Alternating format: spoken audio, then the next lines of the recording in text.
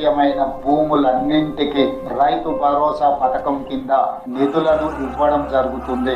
గత ప్రభుత్వం రైతు బంధు పథకంలో భాగంగా సంవత్సరానికి 10,000 ఇస్తే మా ప్రభుత్వం ప్రజాపాలనలో రైతులందరికీ సంవత్సరానికి 12,000 రూపాయలు ఇవ్వాలని నిర్ణయం తీసుకున్నది.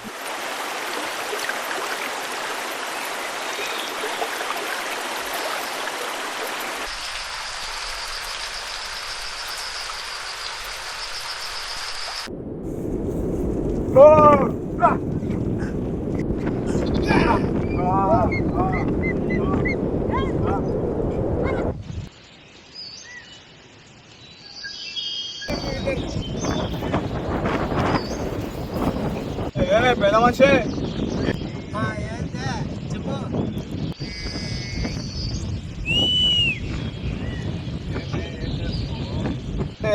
కూర్చొని మాట్లాడదాం. కూర్చో ఇట్లా.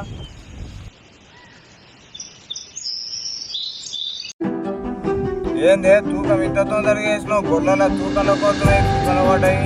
ఈసారి రేవంత్ సార్ రైతు భరోసా ముందే వేసిండి. తూకాలు పోసుకున్నాం. అందరికన్నా ముందే పనులు తొందరగా చేసుకుంటున్నాం. అవునే, ఈ వ్యాపారం రేవంత్ రెడ్డి సార్ రైతు భరోసా చాలా తొందరగా వేసింది. ఎవరికొకరికి చేయి దాపకుండా, ఒక నడుకోకుండా ఆయన వేసిన రైతు భరోసా తొందరగా మురికి వేస్తుంది. నేను కూడా తీసుకొస్తాను. ముడకనైనా పచ్చిద్దాలైనా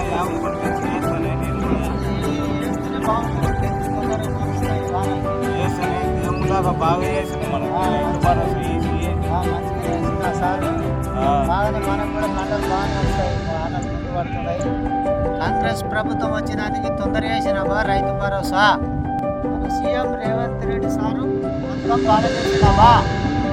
ప్రతి రైతుకు రేవంత్ రెడ్డి అండగుంటాడమ్మా.